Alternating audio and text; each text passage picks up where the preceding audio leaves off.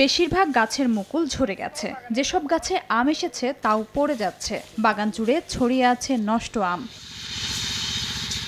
খাগড়াছড়ির পাহাড়ি অঞ্চলে আম্রপলি, বাড়ি ৪, ব্যানানা সহ বিভিন্ন জাতের আম বাগান করা হয়েছে। এবছর আশানুরূপ আমের মুকুল আশায় খুশি হয়েছিলেন বাগান মালিকরা। তবে পানি সংকট ও তীব্র খরার কারণে গুটি ঝরে পড়েছে। বাগানের মালিক ও শ্রমিকরা বলছেন, নিয়মিত সেচ ও ঔষধ ছিটিয়েও গুটি ঝরা রোধ হচ্ছে না।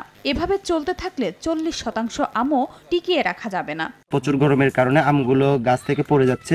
পানি, ওষুধ, নানা ধরনের দিয়ে চেষ্টা করতেছি, কিন্তু তারপরে আমটা জ্বরে পড়তেছে। রোদে পড়ে যাচ্ছে, কেমন করে আমি রক্ষা করবো এটা আমরা চিন্তা করতেছি।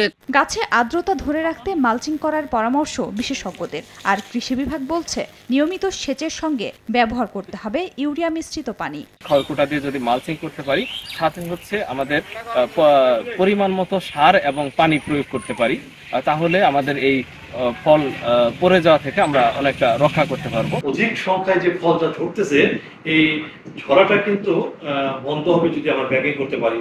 কৃষি বিভাগের তথ্য মতে বর্তমানে খাগড়াছড়িতে 4150 হেক্টর আয়তনের আম বাগান রয়েছে। এবছর আমের উৎপাদন লক্ষ্যমাত্রা নির্ধারণ করা হয়েছে 49,800 মেট্রিক টন। সময় সংবাদ, খাগড়াছড়ি।